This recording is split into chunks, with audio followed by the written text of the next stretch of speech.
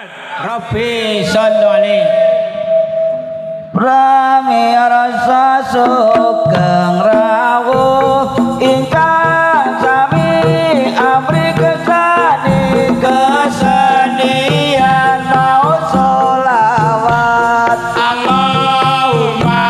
sholli ala Muhammad syafi'il anam wa alihi wa sahbihi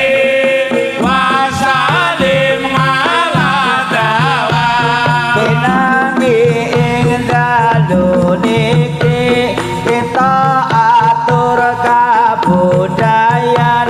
mugi saged migunani mugi saged migunani Allahumma sholli ala Muhammad syafi'il anam wa alihi wa sahbihi wa sallim ala dawam sholawat kang adiluhur tinggalane para wali amri saged aman jiwa monggo kita anglampahi Allahumma sholli ala Muhammad syafi'il anam wa alihi wa sahbihi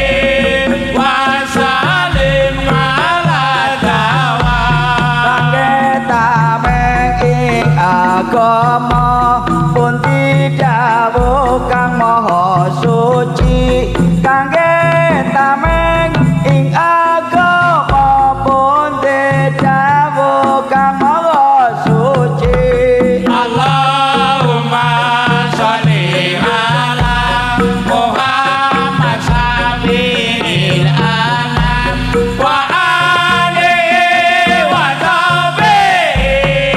wa sallim ala dawam rami arsa sugeng rawuh tentang sami amri kesani kesenian mau sholawat tinanggi ing dalu niki Allahumma sholli ala Muhammad syafi'il anam wa alihi wa sahbihi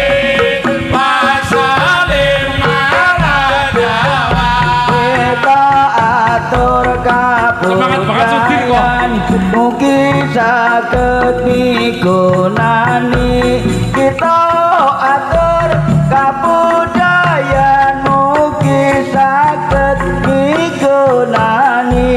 Allahumma sholli ala Muhammad syafi'il anam wa alihi wa sahbihi wa sallim ala dawam sholawat kang adiluhur tinggalane para wali amri saged aman jiwa monggo kita anglampahi Allahumma sholli ala Muhammad syafi'il anam wa alihi wa sahbihi wa sallim ala dawam kita meng ing agama pun didhawuh kang maha Sugeng rawuh Pak Mantri suci.